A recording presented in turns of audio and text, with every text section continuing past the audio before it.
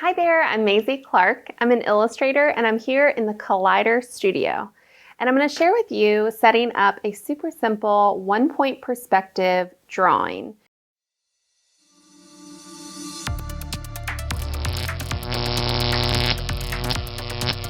If you're not familiar with the terms one-point or two-point perspective, I assure you, you've seen it out in the world.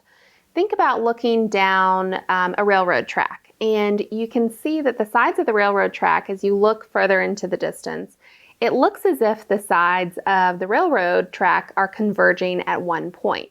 But in reality, we know that that's not true, that it's a consistent width all the way down. But the way that our eye sees it, it kind of transforms into this one-point perspective where all of those lines showing depth look like they all converge at one point. And so what we can do is we can recreate this in our drawings to create really accurate 3D drawings. So I'm going to show you how to set this up. And all you need for this drawing exercise is some paper. I just have a pad of paper here, a pencil, and either a T-square or a ruler. And I'm going to use a Sharpie to ink the final, our final drawing.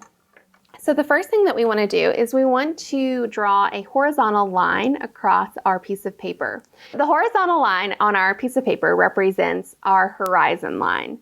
And so this represents our eye level. And then what we're going to do is we're going to draw an X somewhere along this horizon line. So the horizon line represents our eye level, and the X represents the direction in which our eye is looking. So the way that we're going to create a drawing, or we're going to create a simple drawing in one-point perspective, is all of our lines that are depicting width or height are going to be completely horizontal or vertical. And then all lines depicting depth are all going to converge at our vanishing point. So let me show you how that looks.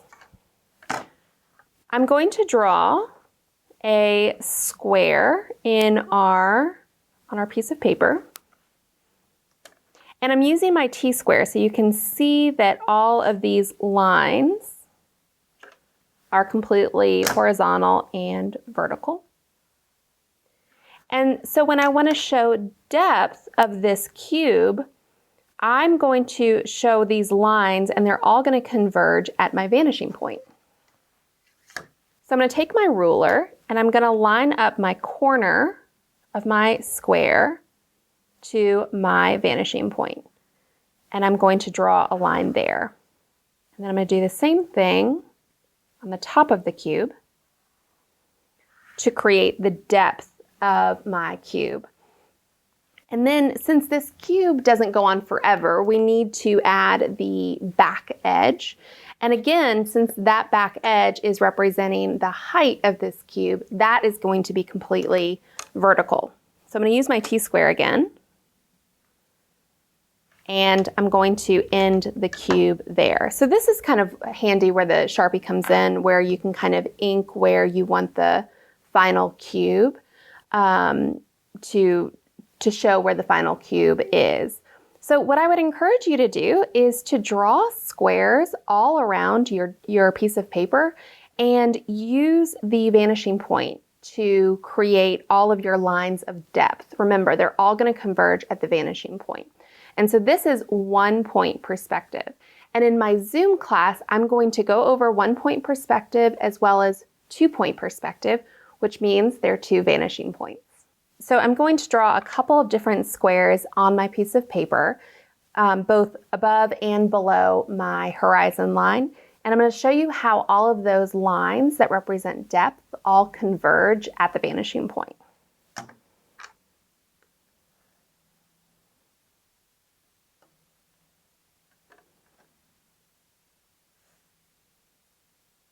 And again, if you don't have a T-square, a ruler will work fine, but you can see a T-square kind of speeds up the process of creating those super straight vertical and horizontal lines.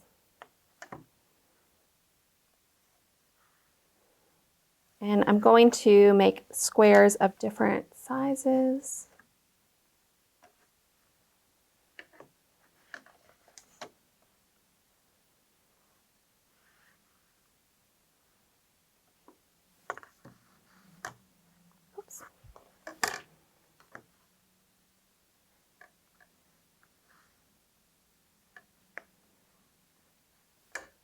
And so once I have a couple of different squares and rectangles, I'm going to use my ruler again and converge all of the lines for depth on my vanishing point.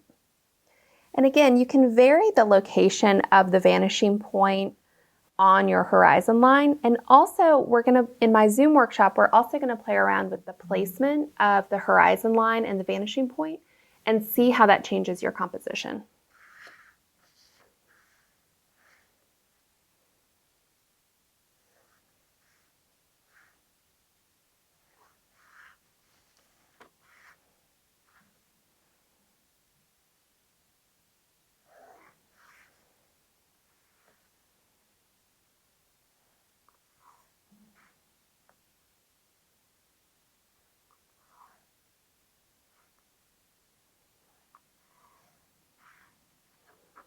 And so now I have, oh, forgot one. So now that I have all of my different squares and rectangles with my lines showing depth, I'm going to go ahead and add in my horizontal and vertical lines to close those shapes.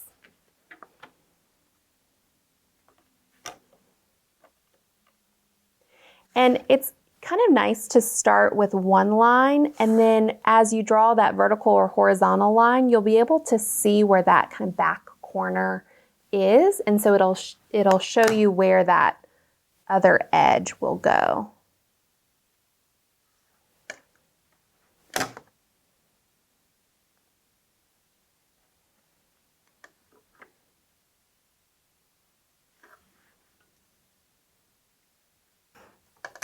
Let's see.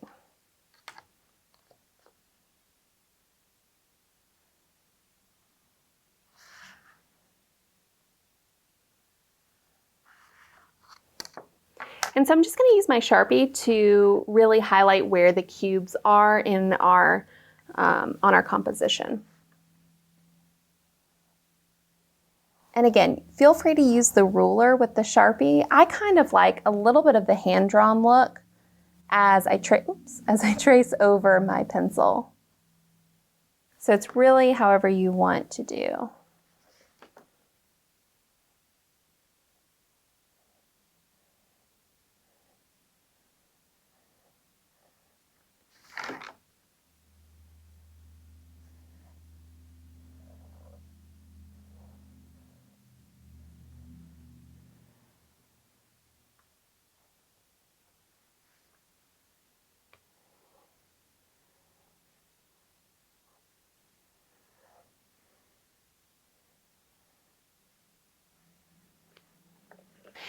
So now that I've inked where the cubes are on my page, what I'm going to do is I'm going to use my white eraser and I'm going to erase all of my pencil lines. And in my Zoom class, I'm going to share with you how we can add shading to represent 3D spaces even better. So I hope I see you there.